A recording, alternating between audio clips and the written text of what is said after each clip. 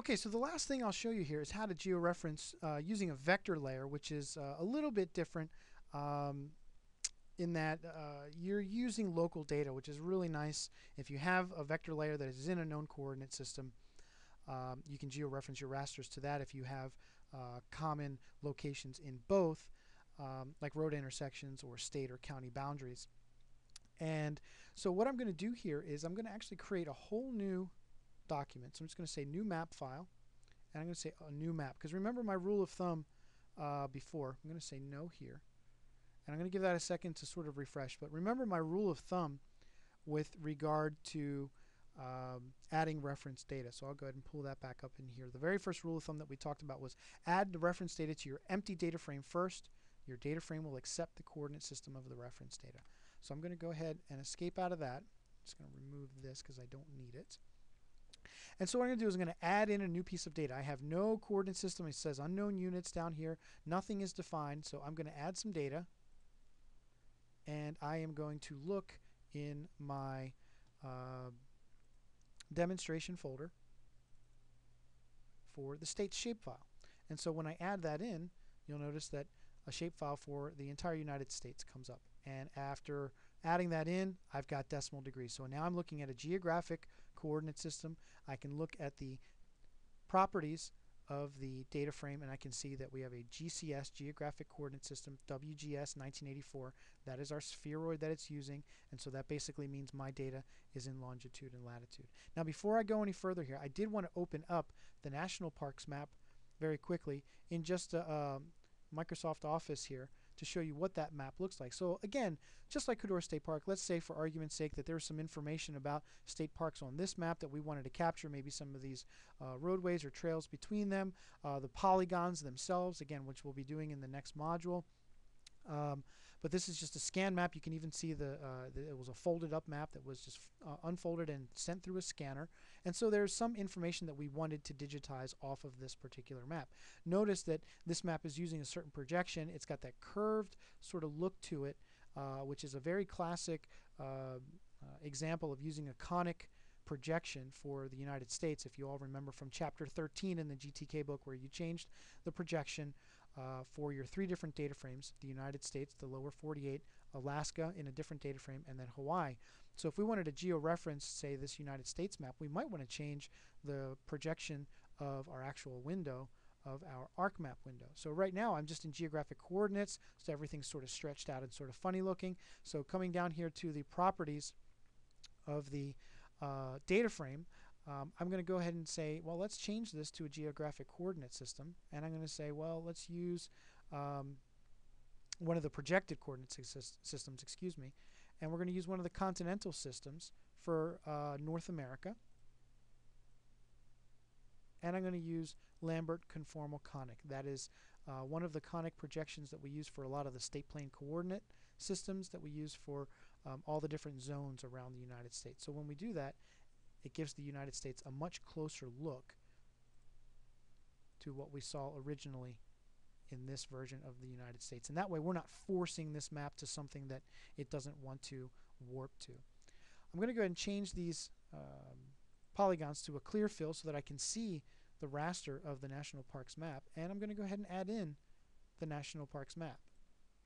Again, it's just a raster, no coordinate system. In this case, I'm just going to say no to pyramids. All right, and when I add that in, it doesn't seem to know where this National Parks map is. So I'm going to zoom to layer, and it's sitting somewhere out here. I could probably zoom out a little bit and maybe see where it's sitting relative to my United States vector layer. And there it is, somewhere out in the middle of my vector layer. So my tiny little raster is floating out here. I want to fit it to the United States. So I'm going to go ahead and zoom to the extents here and set up some links. Now, before I even set up those links, what do I want to do? I want to fit to display. So I'm going to zoom in pretty tight here about the general location of where the map should be. I'm going to make sure that I specify National Parks JPEG, which is the only raster that's in here. You cannot do georeferencing on vector layers. That's actually a different tool. But I'm going to come up to georeferencing, and I'm going to turn off auto adjust, again following my rules of thumb, and do fit to display. And now you can see the vector United States. Maybe I'll just change that outline a little bit to a different color so you can see it a little bit better So there's the yellow vector file sitting on top of this scanned raster map. And so I'm sure you guys know where I'm going from here, but what I'm going to do again is make sure auto adjust is turned off, and I'm going to zoom into the corners of some of these states, and I'm only going to do a few. Again, just I'll put these two rasters up there and let you guys practice with this tool before project number 1. But I'm going to say I want this raster here to move to this vector, and you'll notice that it's automatically going to pick up on parts of the vector. That's what we call snapping, and so we're going to talk a little bit more of that when we talk about digitizing and capturing spatial data in our next module. But what I'll do for now is I'm going to click at the intersection of this state boundary, Washington State and Idaho, and try to find where it's picking up on the vector over here. I'm going to zoom in a little bit tighter, maybe turn off the raster, and now I can see that the control point wants to get picked up here. And you see it kind of looks like it's coming from the lower right hand corner of the screen there, but not to worry. When you actually click, it actually places it where it's coming from. And so we want to move the raster from this location to here. So again, I'm just going to kind of quickly sort of work my way around the country. I'll probably just use the corner of Vermont and New Hampshire. I think is a pretty good one up in here. So I say I want the raster to move from here to there. And I'm being just rough about this. You want to be a little more exact about it when you actually do yours. And what would be a good one down in the southeast United States?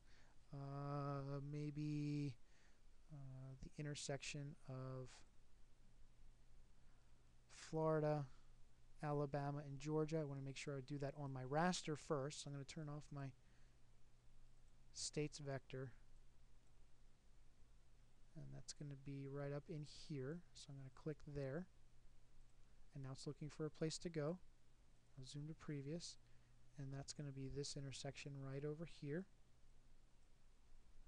Open up my tool again. And again, looking for that vertex right on the intersection. And again, I'm not being super exact here for demonstration purposes, but all we're trying to get to here is just the understanding that we can use a vector file to georeference our raster file. And what better place than in the southwest United States using 4 corners, Utah, Colorado, New Mexico, and Arizona, to do our 4th. There's our 4th intersection right there. So I want to move this to the intersection of those 4 right there. And so what I'll do is I'll just zoom to the full extent, and we'll see how that's going to tighten up once I do auto adjust. And now my raster is tightened up much more. So I'm going to have to do a little more inspection. I'm not going to do it as part of this demo, but you can see it's not perfect. I would have to set up some more control points to remove some of those errors there. But the more control points you have, the more warping you can do to it, as I mentioned. So as I add more control points, more of these polynomials would become available. I might want to do a 3rd order polynomial and see if I could get it to fit a little bit better. But I think you guys get the point. And again, this is going to be one of the first tasks that you wind up doing in project number 1. So you want to review these several videos on georeferencing, and then of course the next module is going to take us into actually capturing new vector data from these rasters that we have georeferenced. So what I'm going to do is I'm going to put the Cador State Park map and the U.S.